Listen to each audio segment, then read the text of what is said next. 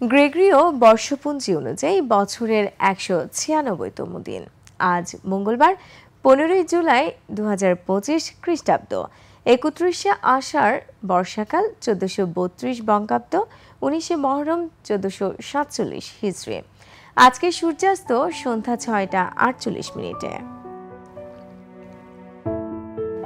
এবং আগামীকাল সূর্যোদয় সকাল ৫টা ২০ মিনিটে।